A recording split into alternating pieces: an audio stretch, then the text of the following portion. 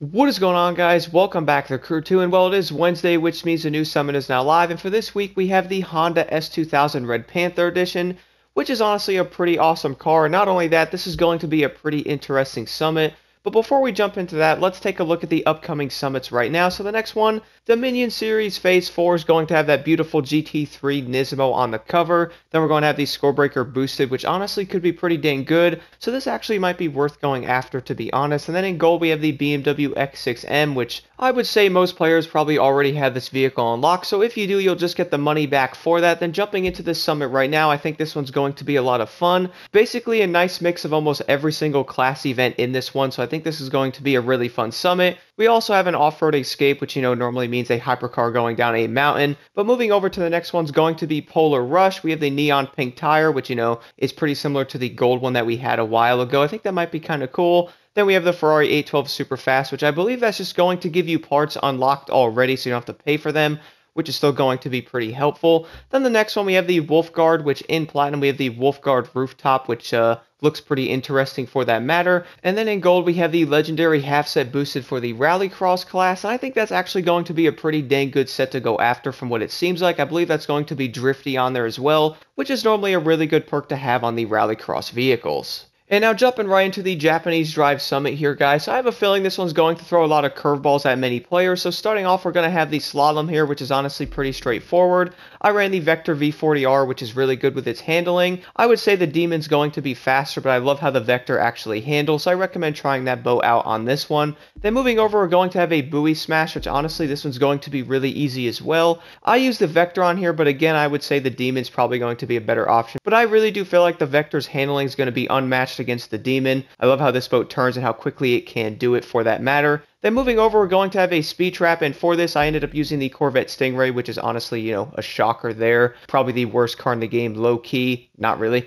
But the Barstow is going to be pretty simple as well. You basically just turn around and then go down the hill as fast as you can, watching out for the pedestrians that can definitely ruin your run if they are in the way there. And now moving over to the first event is going to be a motocross race, but this one's going to have a slight curveball in there. It says the 450 EXC, which obviously you do not get to use that bike on this. You have to use the Suzuki, which is probably one of the worst motocross bikes in the game. It's really not like awful, but I'm not a big fan of how this thing rides. I prefer the EXC over it, but unfortunately I would say this is probably going to be bugged out, or they probably put the wrong name on the tag there for this event. But this is probably going to be the most annoying event in the entire summit, I would say. This race is going to be pretty rough to do on this bike. Now, if you guys might have been wondering as well, there's probably going to be some type of cut on this event in order to get a minute and 20 seconds. Now, I personally didn't really want to cheat on this event. I wanted to do like all the turns the best of my ability, even though the Suzuki can be kind of annoying to ride for the most part. Now, one thing I do want to mention, by the way, is if you guys are running manual, which I do recommend trying that out with this bike because it's going to be a 5-speed, so you can get through the gears pretty quick there.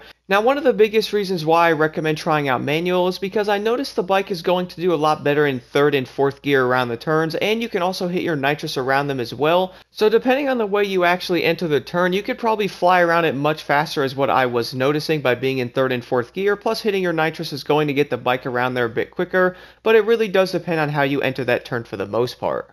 And then moving over to the street race, you get to drive the Kawasaki Z1000 ABS, which I'm not going to lie, I'm not a big fan of this bike at all. Now, I wouldn't say this thing is awful, but it does feel like you're driving a refrigerator down the street because this thing does not like turning at all. And obviously the other bikes are going to be a lot better. But luckily this Big Bend race is going to have a lot of turns, so it really will put your mind to the test with how this bike handles.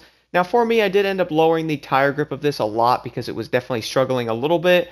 I also noticed running this bike in manual seemed to help in a good amount because I was normally in 2nd to 3rd gear around most of the turns, and luckily the bike was flying out of them for the most part, but this thing's still going to be pretty weird to drive. Now moving over to the next event, you do get to drive the S2000, which I do love this car. This race might be a pretty interesting one here on the San Francisco Commute. There's a lot of turns here, and I noticed these races could be very lenient on the points, but this one's going to be very close. So 4,000 points there with almost a 3-second difference, which is honestly a good amount. So this race is going to be pretty tight for that matter. And it's kind of surprising because the S2000 really isn't all that bad, but unfortunately if you guys are trying to get the highest time possible, you are most likely going to have to slipstream somebody to do so. Now moving over to the next event is going to be a drift one.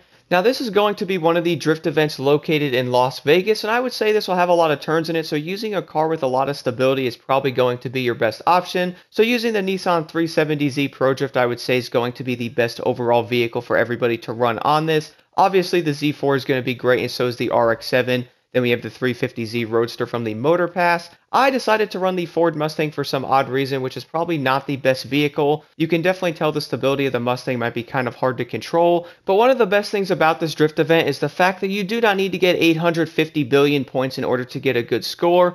My friend got 320,000 or so and still managed to get 156,000 points, so luckily the scoring on the drift event seems to be very lenient on what it gives you, which I think is awesome. Then moving over to the next event is going to be another motocross race, which honestly doesn't even work. I'm going to make an extra video about this on Saturday. I do want to talk about this a little bit more. So if you guys are wondering, the Santa Monica motocross event doesn't even work at all because, well, the motocross bike cannot complete a drag event. It literally doesn't work, which is kind of funny to me. So I do believe they did this on purpose to make this summit more intense, which definitely could do that. So you do not get the extra 100,000 point bonus or the 100,000 plus points from this event. So this is going to make this very interesting. But moving over to the final one is going to be a touring car race mixed with a street event, which actually does work unlike the motocross one there. I ended up running the Nismo, which I think is going to be your best option on this. The GT3 is a great car. This is the one that just recently released with this update as well. I would say it's one of the better touring vehicles in the game.